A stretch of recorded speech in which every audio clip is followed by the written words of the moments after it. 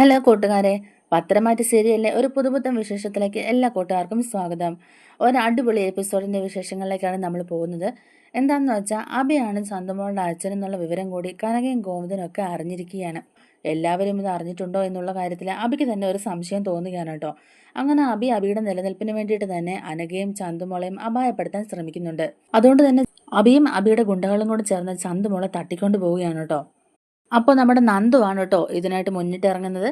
നന്ദുവും നയനയും കൂടെ മുന്നിട്ടിറങ്ങിയിട്ടാണ് ചന്തുമോളെ അബിയുടെ താവളത്തിൽ നിന്ന് പിടിച്ചുകൊണ്ട് വരുന്നത്.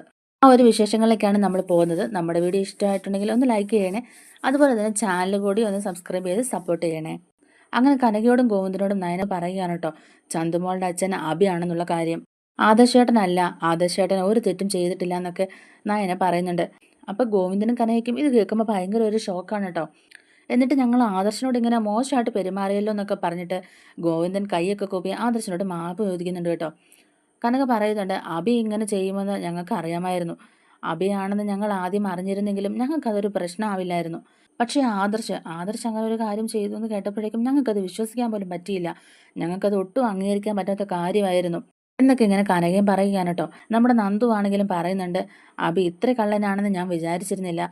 അവൻ ഇതുപോലെ ഒരുത്തനായി പോയല്ലോ. ഇനി എന്തെങ്കിലും ഏതെങ്കിലും കേസിന്റെ പുറകെ അവനെ എൻ്റെ കയ്യിൽ കിട്ടും. അന്ന് അവനെ കൊണ്ട് ചോര തുപ്പിക്കുന്നൊക്കെ പറയാൻ കേട്ടോ നന്ദു. അങ്ങനെ നന്ദുവിന്റെ മനസ്സിൽ അഭിയോടുള്ള ദേഷ്യം നന്നായിട്ട് കൂടിയിട്ടുമുണ്ട്. ഇനിയിപ്പോൾ ഏതെങ്കിലും ഒരു കേസ്, അതായത് ജ്വല്ലറി കേസിലോ അല്ലെങ്കിൽ മറ്റേതെങ്കിലും ഒരു കേസിലോ നന്ദുവിന്റെ കയ്യിലെങ്ങാനും അബി പെട്ടാൽ അബിയുടെ പരിപ്പിളക്കി വിടുമെന്നുള്ള കാര്യത്തിൽ ഒരു സംശയവും ഇല്ല കേട്ടോ. അങ്ങനെ നയനയാണെങ്കിലും ഇന്നൊരു ദിവസം തന്നെ നന്ദാവനത്തിൽ നിൽക്കുകയാണ് കേട്ടോ. അബിയാണ് ഇങ്ങനെ ഒരു തെറ്റ് ചെയ്തെന്ന് അറിയുമ്പോഴേക്കും തന്നെ കനയ്ക്കും ഗോവിന്ദനും വിഷമമൊക്കെ ആകുന്നുണ്ട്. കാരണം അബിയും അവരുടെ മരുമകൻ തന്നെയാണല്ലോ. അതുകൊണ്ട് ഇവർക്ക് ഒരു ആശ്വാസത്തിനായിട്ട് നയന ഇന്ന് നന്ദാവനത്തിൽ നിൽക്കാനായിട്ട് തീരുമാനിക്കുകയാണ്. ആദർശാണെങ്കിലും തിരിച്ച് അനന്തപുരിയിലോട്ട് പോവുകയാണ് കേട്ടോ. നയനെ സംസാരിക്കുന്നുണ്ട് ഗോവിന്ദനോടും കനകയോടും ഈ കാര്യത്തെക്കുറിച്ചൊക്കെ. അപ്പം നന്ദുവും പറയുന്നുണ്ട്, ശരിയാ, നവ്യേച്ചിയുടെ കഷ്ടകാലമാണ് അബിയെ വിവാഹം കഴിച്ചത്. കനക പറയുന്നുണ്ട്, എൻ്റെ മോൾ ഇപ്പോൾ ഒരുപാട് അവനെ വിശ്വസിക്കുന്നുണ്ട്. അവൾ ഈ ബഹളമൊക്കെ വെക്കുന്നുണ്ടെന്നേ ഉള്ളൂ. അവളുടെ മനസ്സിലും നല്ലോണം വിഷമമുണ്ട്.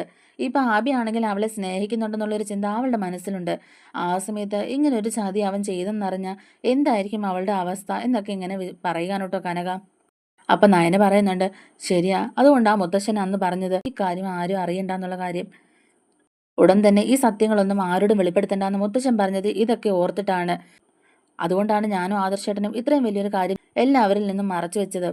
കാരണം നവ്യേച്ചി കുഞ്ഞിനെയും കൊണ്ട് അങ്ങോട്ടേക്ക് വന്ന് കയറുന്ന ദിവസം തന്നെ ഇങ്ങനൊരു പ്രശ്നമുണ്ടെന്ന് അറിഞ്ഞാൽ നവ്യേച്ചി എന്ത് ചെയ്യും? ആ കുഞ്ഞിനെ എടുത്തോണ്ട് നവ്യേച്ചി അന്ന് തന്നെ അവിടുന്ന് പടിയിറങ്ങുകയും ചെയ്യും. പിന്നെ നവ്യേച്ചി എന്താ ചെയ്യുന്നതെന്ന് പറയാൻ പോലും പറ്റില്ലല്ലോ. അതുകൊണ്ടാണ് ഞങ്ങൾ അങ്ങനെ ചെയ്തെന്നൊക്കെ പറയാനോട്ടോ നയന. അപ്പോൾ ഗോവിന്ദനും കനകയും പറയുന്നുണ്ട്, ഇപ്പം മനസ്സിന് കുറച്ച് ആശ്വാസമായി മോളെ. അബി അങ്ങനെ ചെയ്തെങ്കിലും നവ്യയുടെ ജീവിതം അങ്ങനെയൊക്കെ ആയി തീർന്നെങ്കിലും പക്ഷെ ആദർശിനെ കുറിച്ച് അങ്ങനെ ഒരു കാര്യത്തെ പറ്റി ചിന്തിക്കാൻ പോലും ഞങ്ങൾക്ക് പറ്റിയിട്ടുണ്ടായിരുന്നില്ല. ആദർശ് അങ്ങനെ അനന്തപുരിയിലോട്ട് ചെല്ലുകയാണ് കേട്ടോ. അവിടെ ചെല്ലുമ്പോഴേക്കും നവ്യ ചോദിക്കുന്നുണ്ട്, എന്താ ഒറ്റയ്ക്ക് ഇങ്ങി പോകുന്നത്? അവളെ അവിടെ പിടിച്ചു നിർത്തിയിട്ട് പോകുന്നു. അവൾ അവിടെ നിൽക്കുമായിരിക്കും അല്ലേ? അച്ഛൻ്റെ അമ്മയുടെ അടുത്ത് എന്തെങ്കിലുമൊക്കെ ന്യായീകരണം പറയാനായിട്ടായിരിക്കും അവളെ അവിടെ നിർത്തിയിട്ട് വന്നതല്ലേ എന്നൊക്കെ ഇങ്ങനെ ചോദിക്കുകയാണ് കേട്ടോ. അപ്പോൾ ആദർശ് പറയുകയാണ്, ഇന്നൊരു ദിവസം അവൾ അവിടെ തങ്ങിക്കോട്ടെ എന്ന് ചോദിച്ചു. അതുകൊണ്ട് അവൾ അവിടെ നിൽക്കുകയാണെന്ന് പറയുകയാണ്.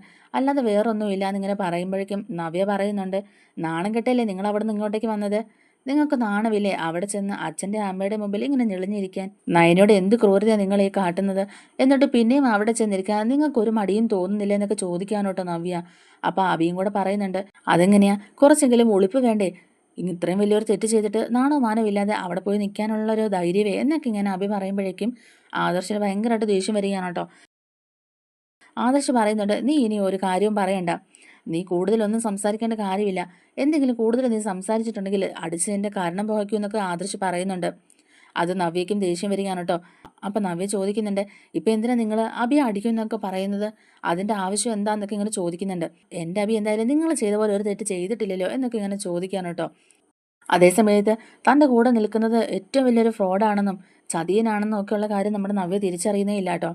ആദർശാണെങ്കിലും മനസ്സിൽ ചിന്തിക്കുന്നുണ്ട്, ഇവൾ ഈ കിടന്ന് ചാടുന്നുണ്ടല്ലോ, സത്യങ്ങളൊക്കെ അറിഞ്ഞു കഴിഞ്ഞപ്പോൾ ഇവൾ ഇനി എന്ത് ചെയ്യും എന്നൊക്കെയുള്ള രീതിയിൽ ആദർശം ഇങ്ങനെ ചിന്തിക്കുന്നുണ്ട്. എന്തായാലും ആദർശം ഒന്നും മിണ്ടാതെ തന്നെ അകത്തോട്ട് കയറി പോവുകയാണ് കേട്ടോ. ആദർശ് പോയി കഴിയുമ്പോഴേക്കും നവ്യ ചെന്ന അബിയോട് പറയുന്നുണ്ട്, എന്തിനാണോ ഇനി നയനെ അവിടെ നിൽക്കുന്നത്? ഇനി അച്ഛനെ അമ്മേനെ പറഞ്ഞു തിരിക്കാനായിട്ടാണോ അവൾ ഇനി അവിടെ നിൽക്കുന്നത്? എന്തായാലും സത്യം നമ്മുടെ ഭാഗത്തായതുകൊണ്ട് കുഴപ്പമൊന്നുമില്ല എന്നൊക്കെ പറയാനോട്ടോ നവ്യ. അപ്പോൾ അബിക്ക് ഒരു ശകലം പേടിയൊക്കെ തോന്നുന്നുണ്ട്. അബി ഇങ്ങനെ മനസ്സിൽ വിചാരിക്കുന്നുണ്ട്, ഇനി എന്തിനായിരിക്കും അവൾ അവിടെ നിൽക്കുന്നത്? ഇനി അവക്കും അവനും സത്യങ്ങൾ എന്തെങ്കിലും അറിയാമോ? ആദർശ് എന്നോട് ഇങ്ങനെയൊക്കെ സംസാരിക്കണമെന്നുണ്ടെങ്കിൽ എന്തെങ്കിലും വിവരം അവന് കിട്ടിയിട്ടുണ്ടാവും. പിന്നെ എന്തുകൊണ്ടാണ് അവർ ഈ കാര്യങ്ങളൊന്നും വെളിപ്പെടുത്താതെ എല്ലാവരുടെ മുമ്പിൽ നിന്ന് ഇത് മറച്ചു വെക്കുന്നത്? ഇനി അവിടെ നന്ദാവനത്തിൽ ചെന്ന നയൻ ഈ സത്യങ്ങളൊക്കെ പറഞ്ഞിട്ടുണ്ടാവോ? എന്തായാലും അവിടെ ചെല്ലുമ്പോൾ കാര്യങ്ങളൊക്കെ അറിയാൻ പറ്റും എന്നിങ്ങനെ അബിയും വിചാരിക്കാണ് കേട്ടോ. ചന്തുമോളുടെ അച്ഛൻ അബിയാണെന്നുള്ള കാര്യമൊക്കെ എല്ലാവരും അറിഞ്ഞു കാണുമോ ഓർത്ത് അബി ആകെ ഇങ്ങനെ ടെൻഷൻ അടിച്ചിരിക്കുകയാണ് കേട്ടോ. അപ്പോഴേക്കും തന്നെ അബിയുടെ മനസ്സിൽ ഉദിച്ച് ഈ സംശയം മാറ്റാനായിട്ട് അബി വീണ്ടും നന്ദാവനത്തിലേക്ക് ചെല്ലുകയാണ്. ചെന്ന് കഴിയുമ്പോഴേക്കും ഗോവിന്ദന്റെയും കനകയുടെയും ഒക്കെ പെരുമാറ്റത്തിൽ എന്തെങ്കിലും മാറ്റം ഉണ്ടെങ്കിൽ സത്യം എന്താണെന്നുള്ള കാര്യം അവരറിഞ്ഞിട്ടുണ്ടാവും എന്നുള്ളത് അബിക്ക് അറിയാമല്ലോ. അങ്ങനെ അബി അവിടെ ചെല്ലുമ്പോഴേക്കും തന്നെ ഗോവിന്ദനും കനകയൊക്കെ ചോദിക്കുന്നുണ്ട്, ആ അബിയോ പെട്ടെന്ന് എന്താ തിരിച്ചു വന്നത്? ഓ എന്തെങ്കിലും സാധനം ഇവിടെ നിന്ന് എടുക്കാൻ മറന്നുപോയോ എന്നിങ്ങനെ ചോദിക്കുകയാണ് കേട്ടോ. അബി പറയുന്നുണ്ട്, അതൊന്നുമില്ല, ഒന്നും ഞാനിവിടെ മറന്നു വെച്ചിട്ടില്ല, വെറുതെ ഇതുവഴി പോയപ്പം ഇവിടോട്ട് കയറിയെന്നേ ഉള്ളൂ എന്നൊക്കെ പറഞ്ഞ് ഉരുണ്ട് കളിക്കുകയാണ് കേട്ടോ അബി. അപ്പം നയനയും അകത്തുണ്ട് കേട്ടോ. അപ്പോഴേക്കും തന്നെ സൂത്രത്തിൽ അബി ചോദിക്കുന്നുണ്ട്, എന്താ നയന ഇവിടെ നിൽക്കുന്നത്? നയനെ ആദർശം ഇവിടെ നിർത്തിയിട്ട് പോയതാണോ എന്നിങ്ങനെ ചോദിക്കുന്നുണ്ട്. അപ്പം കനയ്ക്കും ഗോവിന്ദനും നല്ല ദേഷ്യം വരുന്നുണ്ട് കേട്ടോ. പക്ഷെ അതൊന്നും പുറത്ത് കാണിക്കുന്നില്ല.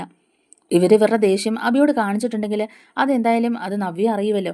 അതുകൊണ്ട് തന്നെ ആ ഒരു ദേഷ്യമൊക്കെ മനസ്സിൽ അടുക്കി പിടിച്ചുകൊണ്ട് ഒരു ഈർച്ചയോടുകൂടി തന്നെ ഇവർ പറയുന്നുണ്ട്, അത് പിന്നെ നയന ഇവിടെ 2 ദിവസം ഇവിടെ നിന്നെന്ന് പറഞ്ഞ് കുഴപ്പമൊന്നുമില്ലല്ലോ. നവിയോടും 2-3 ദിവസം ഇവിടെ നിൽക്കാൻ പറഞ്ഞേലേ, പക്ഷെ അവൾ നിൽക്കുന്നില്ല എന്നൊക്കെ പറഞ്ഞ് ദേഷ്യപ്പെട്ട് പോയതല്ലേ.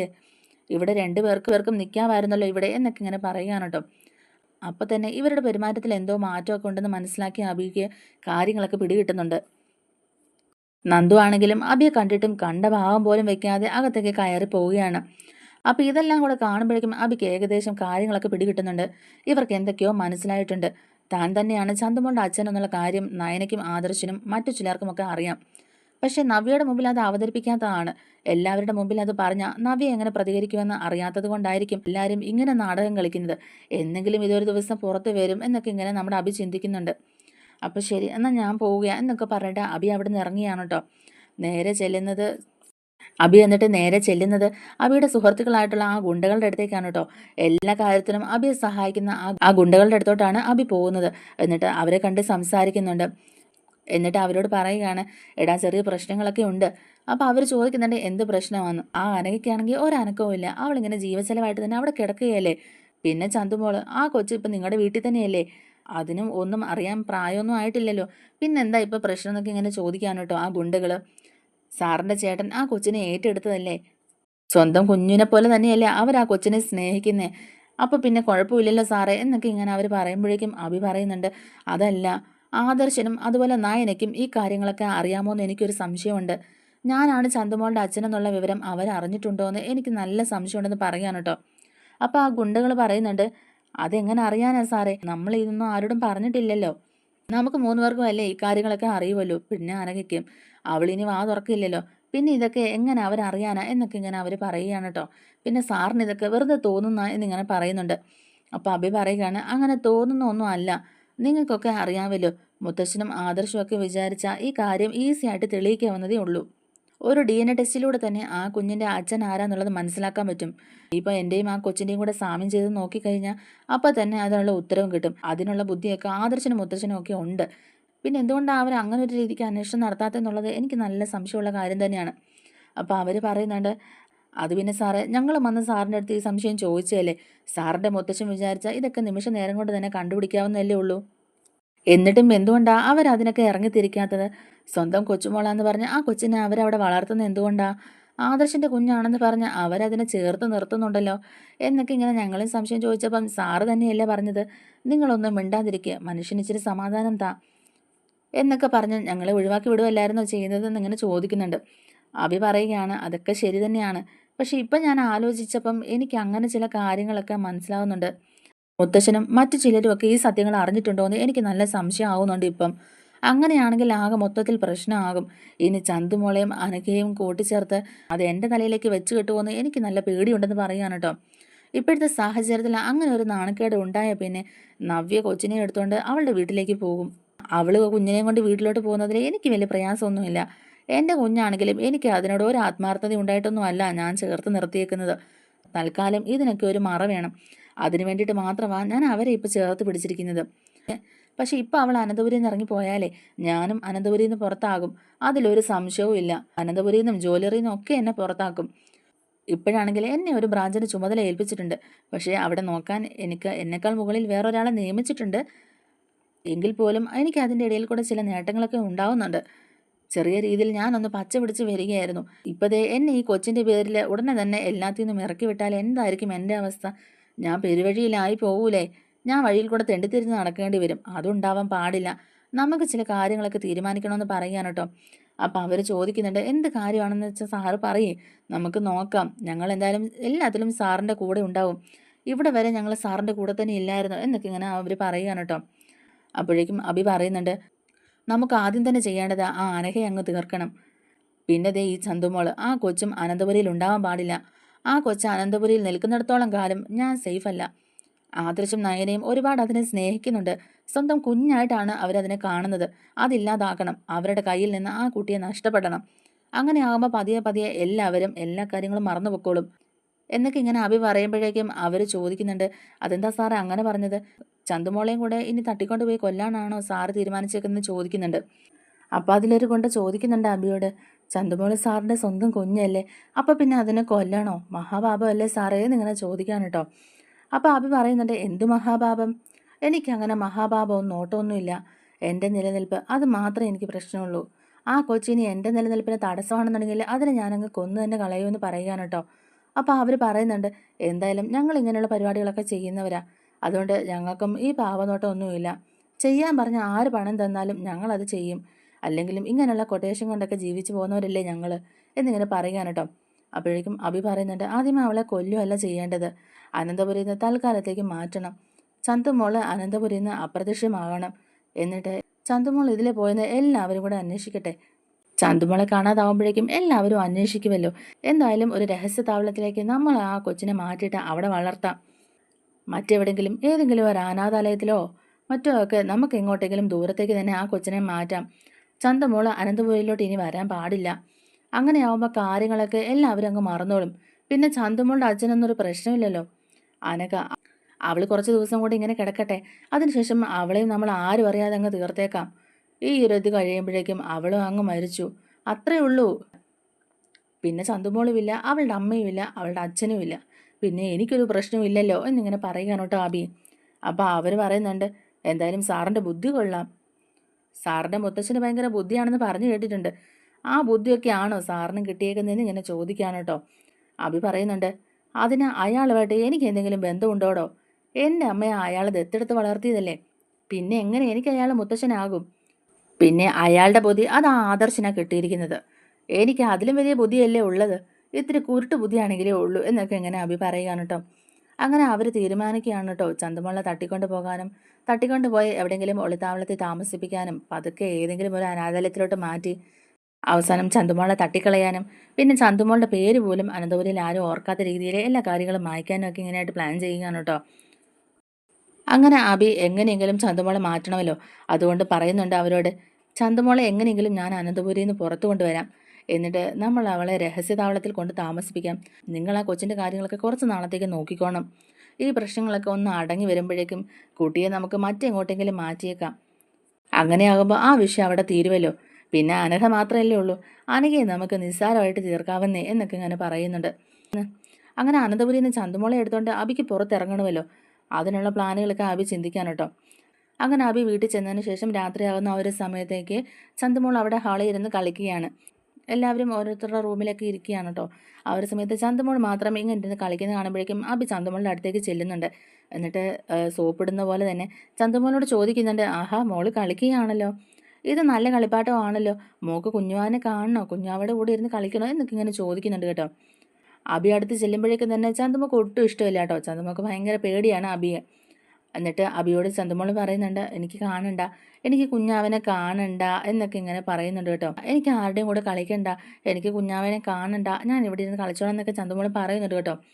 ഞാൻ അങ്ങോട്ടേക്ക് ചെല്ലുന്ന തന്നെ അപ്പം എനിക്ക് ഇഷ്ടമല്ല, എന്നെ വഴക്ക് പറയും, കുഞ്ഞാവനെ ഞാൻ ഉപദ്രവിക്കുമെന്ന് പറഞ്ഞ് എന്നെ തല്ലും, അതുകൊണ്ട് എന്നോട് ആ റൂമിലോട്ട് പോലും വരല്ലെന്നാണ് പറഞ്ഞിരിക്കുന്നത് എന്നൊക്കെ ഇങ്ങനെ പറയുകയാണ് കേട്ടോ. അപ്പോഴേക്കും അഭി പറയുന്നുണ്ട്, അയ്യോ മോളെ അങ്ങനെയൊന്നും പറയല്ലേ, അങ്ങനെയൊന്നും നവ്യാൻ്റെ ചെയ്യില്ല, അങ്കിൾ കൊണ്ടുപോയി കുഞ്ഞിനെ കാണിച്ചു തരാം എന്നൊക്കെ ഇങ്ങനെ പറയുകയാണ് കേട്ടോ. എന്നിട്ട് അബി സൂത്രത്തിൽ തന്നെ ചന്തുമോളെ വിളിക്കുകയാണ് കേട്ടോ. മോള് വാ, അങ്കിളിൻ്റെ കൂടെ മോള് വാ എന്നൊക്കെ ഇങ്ങനെ പറയുന്നുണ്ട്. അങ്ങനെ ചന്തുമോൾ അബിയുടെ കൂട്ടത്തിൽ പോകാനായിട്ട് റെഡി ആകുമ്പോഴേക്കും തന്നെ ചന്തുമോളെ എടുത്തുകൊണ്ട് അബി പുറത്തോട്ട് പോവുകയാണ്. ആരും ഇതൊന്നും ശ്രദ്ധിക്കുന്നില്ല കേട്ടോ. അങ്ങനെ അബി നൈസായിട്ട് ചന്തുമോളെ ഗേറ്റിന് വെളിയിൽ കൊണ്ടുവന്നിട്ട് ഒരു കാറിൽ കയറ്റി വിടുകയാണ്. അത് ആ ഗുണ്ടകളാണ് കേട്ടോ. ചന്തുമോളെയും കൊണ്ട് അവരവിടെ നിന്ന് അങ്ങ് പോവുകയാണ്. അത് കഴിയുമ്പോഴേക്കും തന്നെ ചന്തുമോളെ അവിടെ എങ്ങും കാണാനില്ല. നയനയാണെങ്കിലും ഭക്ഷണം കൊടുക്കാനായിട്ട് ചന്തുമോളെ നോക്കിക്കൊണ്ട് വരികയാണ് കേട്ടോ. ആ ഒരു സമയത്ത് ചന്തുമോളെ ചന്തുമോളെ എന്ന് വിളിക്കുന്നുണ്ടെങ്കിലും അവിടെ എങ്ങും ആ കുഞ്ഞിനെ കാണുന്നില്ല. അപ്പോഴേക്കും ദേവയാനിയോടും നയന പോയി ചോദിക്കുന്നുണ്ട് ചന്തുമോളെ കണ്ടായിരുന്നോ എന്ന്. ഇവിടെ ഹോളി ഇരുന്ന് കളിക്കുന്നത് കണ്ടിട്ടാണ് ഞാൻ കിച്ചണിലേക്ക് പോയത്, ഇപ്പൊ കുഞ്ഞിനെ കാണുന്നില്ല എന്നിങ്ങനെ പറയാൻ കേട്ടോ. അപ്പൊ ദേവയാനി പറയുന്നുണ്ട് ഈ കുഞ്ഞിത് എവിടെ പോകാനാ, അവൾ മുത്തശ്ശൻ്റെയും മുത്തശ്ശിയുടെ ഒക്കെ കൂടെ കാണും, നീ എന്തായാലും അവിടെ പോയി നോക്കുന്നിങ്ങനെ പറയുകയാണ് കേട്ടോ ദേവയാനിയും.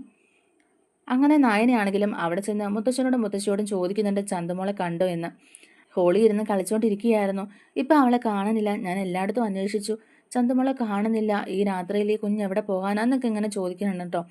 അപ്പം മുത്തശ്ശനും പറയുന്നുണ്ട് അവിടെ എവിടെയെങ്കിലും കാണും, അവൾ അവിടെ ഇരുന്ന് എന്തെങ്കിലും കളിക്കുന്നുണ്ടാവും, മോളൊന്ന് നല്ലപോലെ നോക്കിക്കേ, അല്ലെങ്കിൽ ആ നവിയുടെ റൂമിൽ കാണുമായിരിക്കും, കുഞ്ഞാവനെ വല്ലതും കാണാൻ അങ്ങോട്ട് വല്ലതും കയറി പോയിട്ടുണ്ടാവും, അവിടെ ഒന്ന് ചെന്ന് നോക്കാനൊക്കെ പറയാൻ കേട്ടോ. അങ്ങനെ നയനെ എല്ലായിടത്തും ചന്തുമോള് വിളിച്ചുകൊണ്ട് ഇങ്ങനെ നടക്കുകയാണ് കേട്ടോ. ആ ഒരു സമയത്തേക്ക് ജലജ വന്നിട്ട് നയനോട് ചോദിക്കുന്നുണ്ട്, നീ എന്തിനാടി ഇങ്ങനെ തൊള്ള കയറി ചന്തുമോളെ ചന്തുമോളെ എന്ന് വിളിച്ചുകൊണ്ടിരിക്കുന്നത്, ആ കൊച്ചി ഇവിടെ എവിടെയെങ്കിലും കാണും, അത് ഇവിടുന്ന് എവിടെ പോകാൻ ഈ രാത്രിയിൽ എന്നൊക്കെ ഇങ്ങനെ ചോദിക്കുന്നുണ്ട് കേട്ടോ. അപ്പോൾ തന്നെ നമ്മുടെ നയന പറയുന്നുണ്ട്, അത് പിന്നെ അപ്പച്ചി ഞാൻ ഇവിടെ എല്ലാം നോക്കി, ചന്തുമോളെ ഇവിടെ എങ്ങും കാണാനില്ല, എന്നാൽ പിന്നെ ആ മുറ്റത്ത് എവിടെയെങ്കിലും കാണും, ആ ഗ്രൗണ്ടിലോ ആ വാരാന്തയിലോ എവിടെ വല്ലതും ഇരിപ്പുണ്ടായിരിക്കും എന്നൊക്കെ ഇങ്ങനെ നമ്മുടെ ജലജ പറയുകയാണ് കേട്ടോ. അപ്പോൾ നയന പറയുന്നുണ്ട്, ഈ രാത്രിയിൽ അവൾ എങ്ങോട്ടും ഇറങ്ങി പോകാറില്ലല്ലോ അപ്പച്ചി, ഇപ്പം പിന്നെ എവിടെ പോയതായിരിക്കും എന്നിങ്ങനെ പറയുന്നുണ്ട്. അപ്പോൾ ആദർശം പറയുന്നുണ്ട്, ഞാൻ ഗാർഡനിലൊന്ന് നോക്കിയിട്ട് വരാം എന്നൊക്കെ ഇങ്ങനെ പറയുകയാണ് കേട്ടോ. അങ്ങനെ ഗാർഡനിലൊക്കെ പോയിട്ട് നമ്മുടെ നയന ഇങ്ങനെ ചന്തുമോളെ അന്വേഷിക്കുന്നുണ്ട്, പക്ഷേ എങ്ങും കാണുന്നില്ല കേട്ടോ. നയന ഇങ്ങനെ ആകെ ടെൻഷൻ അടിച്ച് ചന്തുമോളെ അന്വേഷിച്ച് ഇങ്ങനെ വീടിന് ചുറ്റും നടക്കുകയാണ് കേട്ടോ. പതിയെ എല്ലാവർക്കും തന്നെ ടെൻഷൻ ആകുന്നുണ്ട്. ചന്തുമോളെ എങ്ങും കാണാതാവുമ്പോഴേക്കും തന്നെ എല്ലാവർക്കും ടെൻഷൻ ആവുകയാണ്. മുത്തശ്ശനും മുത്തശ്ശിയും ഒക്കെ ആണെങ്കിൽ ഇറങ്ങി വരുന്നുണ്ട്, ഈ കുട്ടി ഇത് എവിടെ പോയി, ഈ രാത്രിയിൽ ഈ കുട്ടി എവിടെ പോയതാ എന്നൊക്കെ ഇങ്ങനെ അന്വേഷിച്ച് നടക്കുകയാണ്. എങ്ങും കാണുന്നില്ല കേട്ടോ. അവസാനം മുത്തശ്ശൻ പറയുന്നുണ്ട്, നമ്മൾ ഉടനെ തന്നെ പോലീസിൽ പരാതി കൊടുക്കണമെന്ന് പറയുന്നുണ്ട്.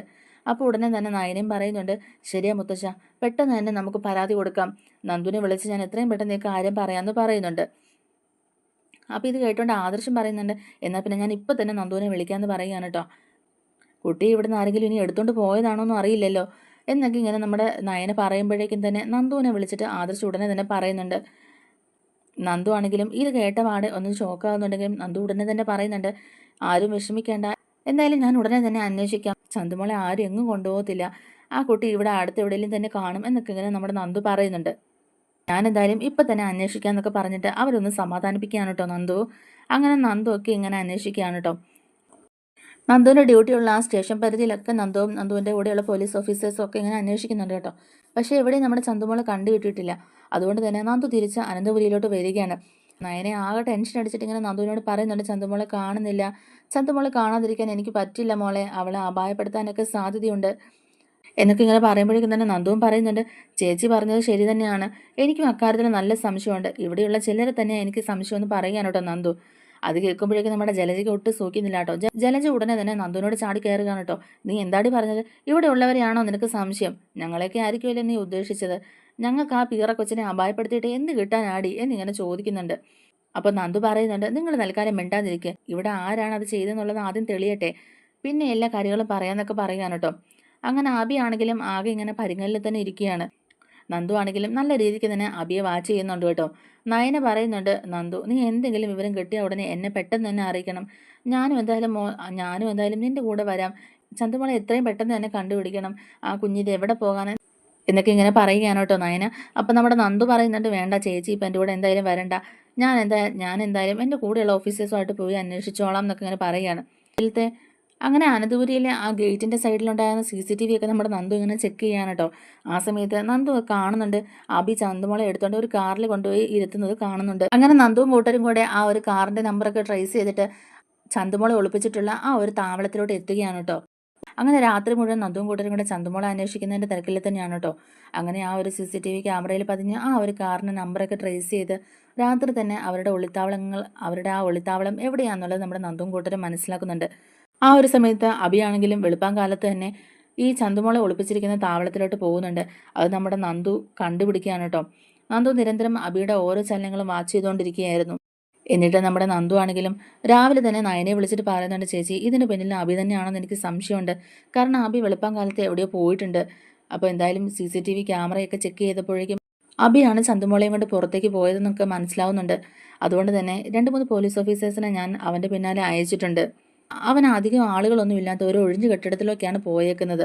ചന്തുമോള അവിടെ തന്നെ കാണുമെന്നൊക്കെ പറയുകയാണ് കേട്ടോ. അപ്പം നായന പറയുന്നുണ്ട്, എന്തായാലും ഞാനും കൂടെ വരാം മോളെ, ചന്തുമോളെ വിളിക്കാൻ ഞാനും നിന്റെ കൂടെ വരാമെന്നൊക്കെ പറയുന്നുണ്ട്.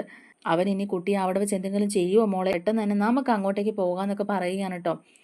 അപ്പോഴും നന്ദു പറയുന്നുണ്ട്, ചേച്ചി വരണ്ട, ഞാനിത് മാനേജ് ചെയ്തോളാം, ഞാൻ ചന്തുമോളെയും കൂട്ടിക്കൊണ്ട് വരാമെന്നൊക്കെ പറഞ്ഞിരുന്നുണ്ടെങ്കിലും നയന അതങ്ങോട്ട് സമ്മതിക്കുന്നില്ല. നയന നിർബന്ധമായിട്ട് തന്നെ നമ്മുടെ നന്ദുവിൻ്റെ കൂടെ പോവുകയാണ് കേട്ടോ. അങ്ങനെ അവർ രണ്ടുപേരും കൂടെ പോലീസ് ജീപ്പിൽ പോവുകയാണ് കേട്ടോ. അങ്ങനെ ആ ഒഴിഞ്ഞ താവളത്തിലോട്ട് കയറി ചെല്ലുമ്പോഴേക്കും തന്നെ ആ ഗുണ്ടകളും അബിയും ചന്തുമോളും അവിടെ ഉണ്ടായിരുന്നു. ഇവരെ കണ്ട പാടെ തന്നെ അബി അങ്ങ് ഞെട്ടിപ്പോവുകയാണ് കേട്ടോ. എന്താ ചെയ്യേണ്ടതെന്ന് പോലും അബിക്ക് മനസ്സിലാകുന്നില്ല. ചുറ്റും പോലീസുകാർ വളഞ്ഞപ്പോഴേക്കും അബിക്ക് എങ്ങാതെ നിൽക്കുകയാണ്. എടാ അബി, നീ എന്തിനാണ് ആ ചന്തുമോളെ തട്ടിക്കൊണ്ട് പോയത്? നീ അല്ലേ ഇതിൻ്റെയൊക്കെ പിന്നിലെന്ന് ചോദിക്കാൻ കേട്ടോ. അപ്പോഴേക്കും അബി പറയുന്നുണ്ട്, ഞാനെങ്ങും അല്ല ഇത് ചെയ്തത്. ചന്തുമോൾ ഇവിടെ ഉണ്ടെന്നറിഞ്ഞ് അവളെ രക്ഷിക്കാൻ വന്നതാണ് ഞാനെന്നൊക്കെ ഇങ്ങനെ അബി പറയുന്നുണ്ട്. അല്ലാതെ ഞാൻ തട്ടിക്കൊണ്ട് വന്നതൊന്നും അല്ലെന്ന് പറയുകയാണ് കേട്ടോ. ഇപ്പോൾ CCTV ദൃശ്യങ്ങളൊക്കെ നമ്മുടെ നന്ദു കാണിച്ചു കൊടുക്കുകയാണ് കേട്ടോ അബിക്ക്. നീയല്ലേ ചന്തുമോളെ പുറത്തേക്ക് കൊണ്ടുവന്ന് ഈ കാറിൽ കയറ്റി വിട്ടതെന്ന് ചോദിക്കുന്നുണ്ട്. നീ എന്താ ഓർത്തത്? ഇതൊന്നും ആരും അറിയില്ല, ഇതൊന്നും ആരും കണ്ടുപിടിക്കില്ല എന്നാണോ? ചന്തുമോള് നിന്റെ കുഞ്ഞ് തന്നെയല്ലേ? എന്നിട്ടല്ലേ ഒരു തെറ്റും ചെയ്യാത്ത ആദർശേട്ടൻ്റെ തലയിൽ നീ ഇത് കെട്ടിവെച്ചത്? എന്നിട്ടും അതും പോരാഞ്ഞിട്ട് ഈ പിഞ്ചു കുഞ്ഞിനെ കൊന്നു തള്ളാൻ നീ എടുത്തോണ്ട് വന്നതല്ലേ എന്ന് ചോദിക്കുകയാണ് കേട്ടോ. അബി പറയുന്നുണ്ട്, കൊല്ലാനോ? ഞാൻ അങ്ങനെയൊന്നും ഉദ്ദേശിച്ചിട്ടേ ഇല്ല. ഇവരുടെ കയ്യിൽ നിന്ന് ഞാൻ രക്ഷിക്കാനാണ് ഇങ്ങോട്ടേക്ക് വന്നതെന്ന് പറയുകയാണ് കേട്ടോ. നന്ദു പറയുന്നുണ്ട്, കള്ളത്തരം പറഞ്ഞാലുണ്ടല്ലോ അടിച്ച് നിന്റെ ഷേപ്പ് ഞാൻ മാറ്റും എന്നൊക്കെ പറഞ്ഞിട്ട് നന്ദു ഒരൊറ്റ അടി വെച്ച് കൊടുക്കുകയാണ്. എന്നിട്ട് നന്ദു പറയുന്നുണ്ട്, 3 പേരും കയറിക്കോണം ജീപ്പിലോട്ട്. ഇനി നീ ഈ പിഞ്ചു കുഞ്ഞിനെ തൊട്ടു പോയേക്കരുത്. അതിന് എന്തെങ്കിലും ചെയ്യാൻ നീ ശ്രമിച്ചാലുണ്ടല്ലോ നിന്നെ ഞാൻ ജയിലിലാക്കും എന്നൊക്കെ പറഞ്ഞിട്ട് അങ്ങനെ അബിയെയും അബിയുടെ കൂട്ടുകാരെയും കൂടെ നന്ദു അറസ്റ്റ് ചെയ്ത് ജീപ്പിൽ കയറ്റുകയാണ് കേട്ടോ. അങ്ങനെ അനന്തപുരിയിൽ ഈ സത്യങ്ങളൊക്കെ അറിയുകയാണ് കേട്ടോ. ചന്തുമോളെ തട്ടിക്കൊണ്ട് പോയത് അബിയാണെന്നുള്ളതും ചന്തുമോളുടെ അച്ഛൻ അബിയാണെന്നുള്ള കാര്യങ്ങൾ മനസ്സിലാക്കിയാണ് നവ്യ. അങ്ങനെ നവ്യക്കാണെങ്കിലും ഈ ഒരു സത്യങ്ങളെല്ലാം പെട്ടെന്ന് തന്നെ മനസ്സിലാവുന്നുമുണ്ട്. അതുകൊണ്ട് തന്നെ നവ്യക്ക് ഭയങ്കര വിഷമമാവുന്നുണ്ട്. ഇവരെല്ലാം പിടിച്ച് ജീപ്പിൽ കയറ്റുകയാണ് കേട്ടോ. അതിനുശേഷം നയനയും നന്ദും കൂടെ ചന്തുമോളെയും കൊണ്ട് അനന്തപുരിയിലോട്ട് വരികയാണ്. എന്നിട്ട് എല്ലാവരോടും നടന്ന കാര്യങ്ങളൊക്കെ പറയുന്നുണ്ട്. ഇത് കേൾക്കുമ്പോഴേക്കും നമ്മുടെ നവ്യ ഇതൊന്നും ഒട്ടും അംഗീകരിക്കുന്നില്ല. പക്ഷെ നന്ദു ആണെങ്കിലും എല്ലാ തെളിവുകളും കാണിച്ചു കൊടുക്കുകയാണ് നവ്യയ്ക്ക്. ഇതൊക്കെ കാണുമ്പോഴേക്കും നവ്യ ആകെ തകർന്നിരിക്കുകയാണ് കേട്ടോ. അങ്ങനെ നവ്യ എല്ലാ കാര്യങ്ങളും മനസ്സിലാക്കുന്നുമുണ്ട്. അബിയുടെ എല്ലാ ചതികളും മനസ്സിലാക്കുകയാണ്. അതുപോലെ തന്നെ ചന്തുമോളുടെ അച്ഛൻ അബിയാണെന്നുള്ള കാര്യവും നവ്യ മനസ്സിലാക്കുന്നുണ്ട്. അങ്ങനെ ആകെ തകർന്ന് വിഷമിച്ചിരിക്കുകയാണ് കേട്ടോ നവ്യ. തിരികെ കിട്ടിയതിന്, അതുപോലെ ചന്തുമോൾക്ക് ഒരു കുഴപ്പമില്ലാതെ തിരികെ കൂട്ടിക്കൊണ്ട് വരാൻ പറ്റിയതിൻ്റെ ഒരു സന്തോഷത്തിലാണ് നയനയും ആദർശും മുത്തച്ഛനും മുത്തശ്ശിയൊക്കെ ഉള്ളത്. അപ്പോൾ നമ്മുടെ ഈ വീഡിയോ ഇഷ്ടമായിട്ടുണ്ടെങ്കിൽ ഒന്ന് ലൈക്ക് ചെയ്യണേ. അതുപോലെ ചാനൽ കൂടി ഒന്ന്